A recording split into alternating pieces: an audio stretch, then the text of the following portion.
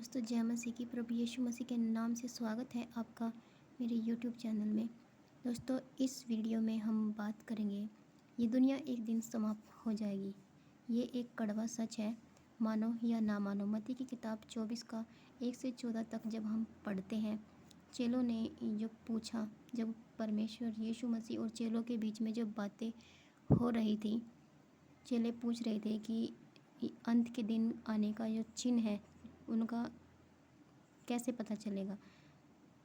तो प्रभु यीशु मसीह ने उनको जवाब दिया था कि राज्य राज्य पर चढ़ाई करेंगे, इस राज्य राज्य पर चढ़ाई करेंगे। इस तरीके से प्रभु यीशु मसीह उनको बता रहे थे। यीशु ने कहा मत्ती 24 का 14 में, राज्य का यह समाचार सारे जगत में प्रचार किया जाएगा, सब जातियों पर गवाही हो, तब अंत आ जाएगा। दोस्तों जब हम जो प्रचारक लोग हैं, हम जो प्रभु की सेवा करते हैं, हमारे तरह के जितने भी जो परमेश्वर के वचन के बारे में बताते हैं, जो कहते हैं कि यीशु ही उद्धार है, वो एक दिन ज़रूर वापस आएगा। तो तुम जो भी लोग हैं ये मजाक में लेते हैं इन बातों को, लेकिन ये सच है। नूह के समय में भी ऐसा ही हुआ था। नूह ने कहा बाढ़ आने वाली है, 120 साल उसने यही प्रचार किया। मतुशेलह नूह का दादा, दोनों ने प्रचार किया, उनका मजाक उड़ाया गया चेलों ने। लेकिन एक दिन बाढ़ आई, सब कुछ ख़त्म हो गया। सदोम और अमोरा के समय में भी यही हुआ था। आज हमारे समय में भी यही होने वाला है। हमारे इतिहास में ये घटना 2 बार घट चुकी है। लेकिन दोस्तों जो लोग हैं वे इतने हठीले हैं कि वे विश्वास नहीं करते हैं। न जाने क्या होगा ऐसे लोगों का। प्रभु यीशु अभी तक रुका हुआ है। क्यों? क्योंकि वह चाहता है कि कोई नाश ना हो। पृथ्वी अभी रुकी है, सूरज, चांद, तारे, ग्रह सब अभी रुकी है। मत्ती 24 का 14 के अनुसार उस दिन, जिस दिन अंत आएगा, सूरज रोशनी देना बंद कर देगा, सब ग्रह अपनी अपनी जगह से हिल जाएंगे। ये आकाश जो तुम देखते हो, परमेश्वर इसको ऐसे समेट देगा जैसे चादर समेट दी हो। परमेश्वर यीशु ने इस आकाश को ऐसे फैलाया है जैसे कोई तंबू तान दिया हो। क्या आप विश्वास कर सकते हैं? और परमेश्वर मनुष्यों को ऊपर से ऐसे देखता है जैसे कीड़े मकोड़े हों। कितना महान और कितना बड़ा परमेश्वर है। पूरी मानव जाति का न्याय होगा। दूसरा कुरिन्थियों 5 का 10 हमें बताता है, यह अवश्य है कि हम सब का हाल मसीह के न्याय आसन के सामने खुल जाए, कि हर एक व्यक्ति अपने अपने भले बुरे कामों का बदला जो उसने देह के द्वारा किए हैं पाए।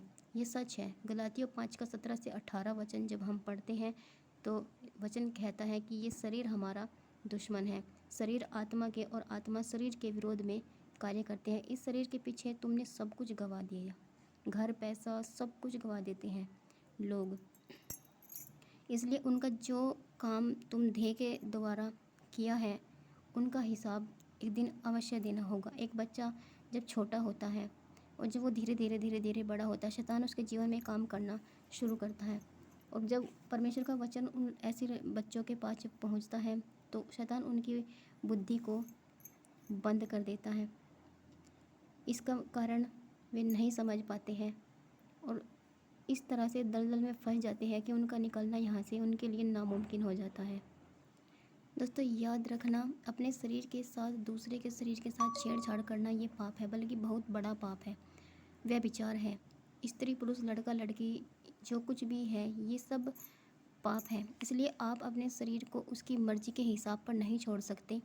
आपको लड़ना होगा अपने शरीर से, हर एक इंसान को। ये गलत है। आजकल तो कानून पास हो गया है, लड़का लड़की से शादी कर सकता है और लड़की लड़की से शादी कर सकती है। ऐसा लगता है जैसे लोगों के अंदर का जो ज़मीर है वो मर गया है। परमेश्वर की नज़र में सब कुछ, सबसे बड़ा पाप तो यही है। आजकल क्या नहीं हो रहा है दुनिया में, किसी को कोई फ़र्क नहीं पड़ता। आजकल किसी को किसी का डर नहीं है, न माँ बाप का, न पुलिस का, न सरकार का। इसलिए यीशु ने कहा कि जो तुम देह के द्वारा पाप किया उनका हिसाब एक दिन तुम्हें देना होगा। आँखों से क्या देखा, कानों से क्या सुना, इन सब का हिसाब एक दिन देना होगा। दोस्तों मैं आप सबका धन्यवाद करती हूँ। परमेश्वर के वचन को सीखने के लिए आप मुझे फॉलो कर सकते हैं और परमेश्वर के वचन की जानकारी मैं इसी तरह से आपको देती रहूँगी। तब तक के लिए जय मसीह की। और अपना जीवन परमेश्वर के वचन के अनुसार जीना सीखिए, तो क्योंकि अंत आने वाला है, समय समय बहुत कम है। जय मसीह की दोस्तों, आमीन।